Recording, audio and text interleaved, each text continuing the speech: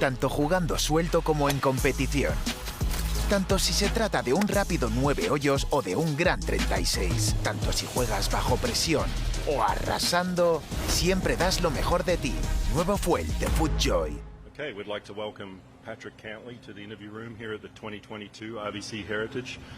Patrick, you're the current FedEx Cup champion. This season you started out, well, this year, 2022, you started out really well. You had 4 top 10s early in the season and it's kind of just gone off the boil a little bit, but you started the season well. Is there any explanation for maybe just the downturn in form? I think that's just kind of the nature of the game. You know, it's hard to play well each and every week, but like I said before, when it feels really good, it's not far away from struggling, and when you're struggling, it's not far away from really good. So I've played well here at this golf course a number of times, and so I'm looking forward to the week. Yeah, I was going to say, this is your 5th start. Sadly missed the cut last year, but a number of top 5s and top 10s previous. So what do you like about this course, and what do you like about coming here after a stressful week at a major championship? I think this golf course is a very strategic golf course. I think it demands that you be very precise. The greens are really small, and because the greens are small, if you're not precise and you do miss the green, you can actually chip in or get up and down a lot, I feel like. So, short game's really big this week because you're just not going to hit all the greens because they are so small. But if you do, get really precise, you can have a lot of really short, good looks at birdie. Great. We'll take some questions for Patrick, and we'll start with Ron down here. Thank you. Patrick, what's your takeaway from last week personally, and when you make the drive down here, do you just rinse all that away, or do you carry something from that you can use here? Yeah, I thought last week was really difficult. Definitely the hardest Masters I had seen in all the tournaments that I've played there. And, this week will be obviously a different field, totally different golf course, a different test. But I think it's really important to stay fresh and not live in the past and live in the right here and now. And so all my efforts are focused here this week. Anything else, Patrick? Ron, you have another one?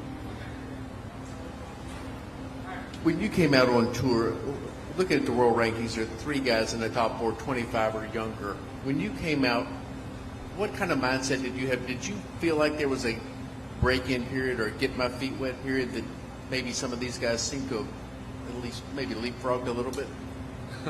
I feel like that trend's been going on for a little while. We saw it probably really start to take shape when Jordan played well in 2015, 2016. He really played extremely, extremely well, and he was young at the time, probably 25, 24 years old.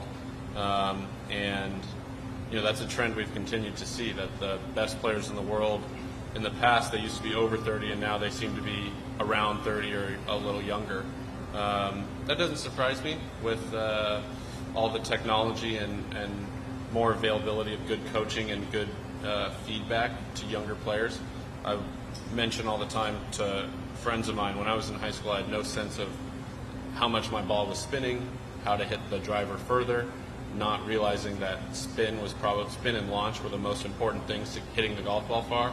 I just had a feeling that if I swung harder, it would go farther, but that's not necessarily the case.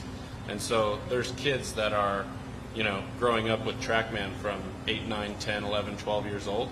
And so by the time they're 16, 17 and they're developing into really good junior players, they're dialed in on all of that stuff.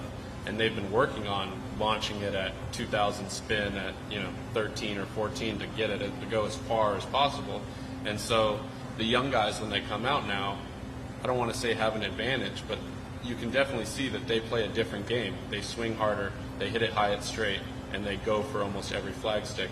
And I would say when I was growing up, it was slightly different. It was maybe there were some guys that were on that model, but a lot of guys were play to the edge of the dog leg, old school, like when DL3 won here 5 times. Play to the edge of the dog leg, play to the center of the green, putt up the hill to the corners. So I would say that's been the biggest difference in what I would attribute to maybe a younger generation playing better, quicker. Shane? Just to follow up on that one, you know, most other sports, if you are very successful beyond age 35, you're rare. You know, somebody like Roger Federer or Tom Brady, but it's not the common thing. Do you see golf, because of the reasons you just enumerated, going in that direction where, you know, the prime of your physical life, late 20s, early 30s, is going to be the more and more dominant? You'll see less stories like Mark O'Meara or Nick Price winning late majors like that? I do. I think you'll see, in general, shorter careers. It would be hard for the careers to get longer. You know, DL3's, I don't know how many years it says for him on tour, but it's got to be near 30. And he's still playing, you know, this week past 50.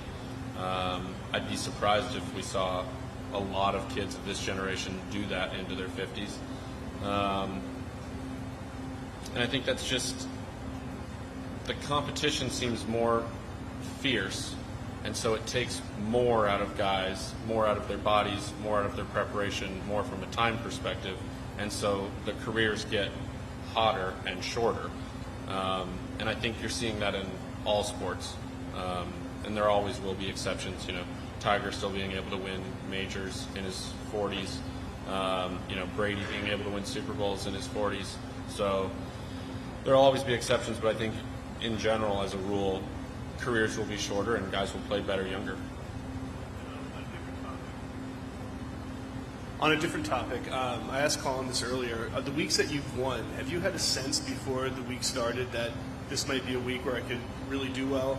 And then to bring that to an even more narrow level, he talked about sometimes there's shots like his on the 18th at Augusta where he walks up to it and thinks, I'm going to make this. He just kind of has that feeling somehow. So those two things, do you relate?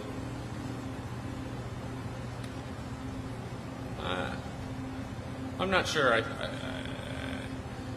I definitely feel like some weeks, you know, my game feels better than others, and there's a golf course that suits my eye better than others, and so those weeks you tend to think, you know, this is a better week for me. But I don't know if I show up to any tournaments and go, oh, I'm for sure going to win this week. But I also don't show up to many weeks and think, oh, I'm not going to play well this week. I tend to come in with a similar mindset time after time. And yeah, golf is funny. Sometimes a 30-footer looks better to you than a 6-footer. And sometimes you stand over long putts or long shots and know you're going to hit a good one before. But I'm sure there's some confirmation bias. I'm sure there's shots that have looked good to me before I hit it, and then I don't hit great shots. So, yeah. We'll take one from Pete in the back. Patrick, for those of us who don't see you each week, did winning the FedEx Cup kind of change your perspective on your game or what you expect when you come out to the course? Not for me. I feel like the results part of things and winning tournaments is the result of all the process and good work that you do to get there. And so those things should take care of yourself, or take care of themselves. And as long as you keep doing the process and doing the right things to keep putting yourself in those positions, those things should come about. And I don't think putting more pressure on yourself or saying, oh, now I've won some tournaments, I should win more, or I should change my process is helpful. Okay. Anything further for Patrick? Well, we appreciate you coming in, Patrick, and good luck this week. All right, thanks, Mark. Nuevo Pro SL no tiene clavos, pero tiene un agarre increíble. Con una plancha de carbono adicional para optimizar el retorno de energía y un nuevo y moderno diseño, el zapato original de máximo rendimiento sin clavos tiene algunas ventajas importantes.